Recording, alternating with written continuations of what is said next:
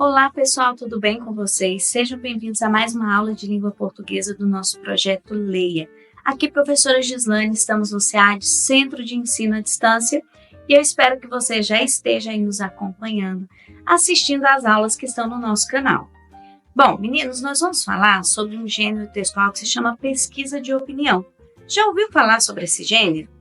Aposto que você já viu pesquisas de opinião mostradas na TV, às vezes no rádio e até na internet. Quando nós temos, por exemplo, o período da política, das eleições, há muitas pesquisas de opinião realizadas na rua com as pessoas para saber quais são seus candidatos favoritos, em quem elas pensam em votar. Então, uma pesquisa de opinião é esse gênero, como o nome diz, de pesquisar a opinião das pessoas sobre determinado assunto. Você já foi ou já participou de uma pesquisa de opinião na escola, na sala de aula ou até mesmo na rua? Então, o desafio da nossa aula, o que é uma pesquisa de opinião? Você conhece esse gênero? Vamos descobrir? A pesquisa de opinião é um tipo de investigação que busca saber o que as pessoas pensam sobre um tema específico.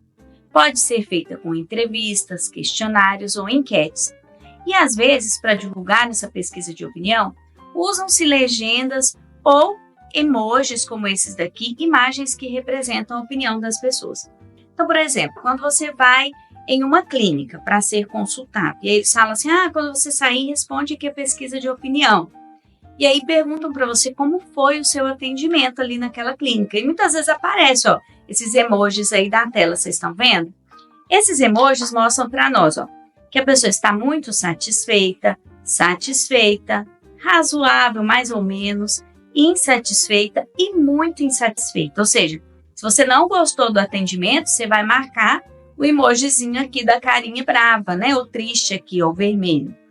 Mas, mais ou menos esse daqui. O que é razoável, esse daqui. O que é bom, esse daqui. E o que é ótimo, esse verdinho aqui. Estão vendo? Então, as pesquisas de opinião, elas são realizadas para que as empresas, para que os meios de comunicação saibam a opinião das pessoas sobre determinado assunto. Pode ser sobre um atendimento, sobre uma escolha de um produto, sobre a escolha de um político. Então, esse gênero é muito importante para que a gente conheça a opinião das pessoas e para que tudo seja pensado para que as pessoas estejam felizes e bem com a escolha que fizerem, não é? Então, por isso ele é tão importante. Olha só, elementos que precisam ter em uma pesquisa de opinião. O tema, o assunto principal que será investigado. Por exemplo, se eu fizer uma pesquisa de opinião sobre o uso de celulares em sala de aula, ou sobre as preferências alimentares na merenda da escola, a gente pode fazer isso dentro da escola, não é? Qual o objetivo? Explica o que se pretende descobrir com essa pesquisa. Saber o que os estudantes pensam sobre a liberação do uso dos celulares, ou saber qual é o lanche preferido dos alunos para que esse lanche seja feito mais vezes durante a semana, não é? E é tão importante trabalhar com essa pesquisa de opinião, porque isso, além de fazer parte da democracia, não é? Pessoas poderem opinar, dizer aquilo que elas acham que é melhor, também nós podemos melhorar a qualidade dos produtos, dos serviços, do alimento que é oferecido na escola, né? Das decisões que são tomadas. Por isso, as empresas também fazem muita pesquisa de opinião com os consumidores e até mesmo com os funcionários que trabalham dentro das empresas para melhorarem ali o funcionamento da empresa e também a venda dos seus produtos. Então, olha como é importante esse gênero textual.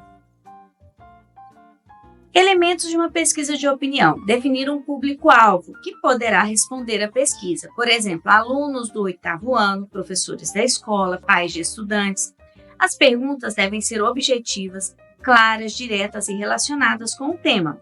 Preferencialmente de múltipla escolha, sim ou não, ou com opções definidas, como aquela dos emojis que nós vimos. Você usa o celular durante as aulas? Sim, não ou às vezes. Então, o aluno marcaria aí essa opção, não é?